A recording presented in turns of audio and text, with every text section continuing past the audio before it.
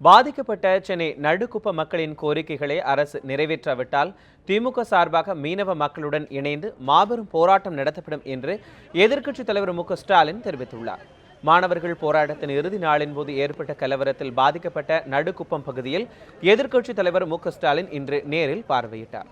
அப்பகுதி மக்களிடம் ஆறுதல் கூறிய மு.க.ஸ்டாலின் அவர்களின் குறைகளையும் கேட்டறிந்தார். பின்னர் செய்தியாளர்களை சந்தித்து பேசிய அவர் சட்டமன்றத்தில் இந்த விவகாரம் குறித்து முழுமையாக பேச முயன்ற போது அதற்கு அனுமதி மறுக்கப்பட்டதாக தெரிவித்தார்.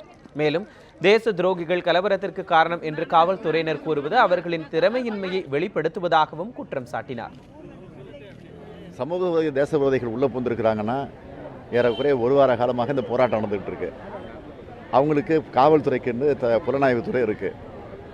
ஆக அவங்க இன்டெலிஜென்ஸ் வச்சு நிச்சயமாக ஏற்கனவே கண்டுபிடிச்சிருக்கணும். ஏன் கண்டுபிடிக்க தவறுச்சு? ஆகவே இதுவே அவருடைய கையாளாத தனத்தை காட்டுது.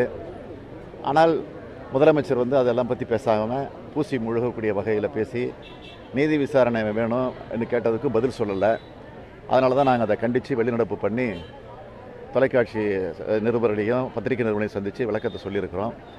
அது மட்டும் இல்லை, இன்றைக்கி சட்டமன்றத்தில் கவர்னர் உரை மீது நடைபெற்ற விவாதத்தில் கலந்து கொண்டு இந்த தொகுதியினுடைய சட்டமன்ற உறுப்பினராக இருக்கக்கூடிய என்னுடைய மாவட்ட செயலாளர் ஜே அன்பழகன் அவர்கள் பேசுகிற போது இந்த சம்பவங்களை எல்லாம் பற்றி விளக்கமாக சட்டமன்றத்தில் பேசி பதிவு செய்திருக்கிறார்.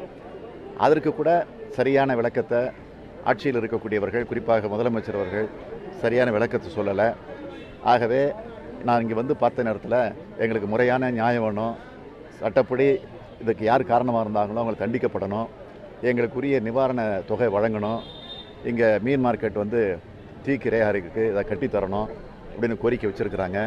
இந்த கோரிக்கைகளுக்கு சனி ஞாயிறு இந்த 2 நாட்களில் இந்த அரசு ஒரு சரியான முடிவு எடுக்கவில்லை என்று சொன்னால் நிச்சயமாக திராவிட முன்னேற்றக் கழகத்தின் சார்பில் இங்கு இருக்கக்கூடிய மக்களை, குறிப்பாக மீனவர் சமுதாயத்தை சார்ந்த சகோதர சகோதரிகளெல்லாம் ஒன்று திரட்டி ஒரு மிகப்பெரிய ஆர்ப்பாட்டத்தை நிச்சயமாக அரசினுடைய கவனத்தை அரசினுடைய கவனத்தை திருப்பக்கூடிய அளவிற்கு அந்த போராட்டத்தை நடத்துவோம் என்று நான் எச்சரிக்கையாக முன்கூட்டியே தெரிவிக்க விரும்புகிறேன்.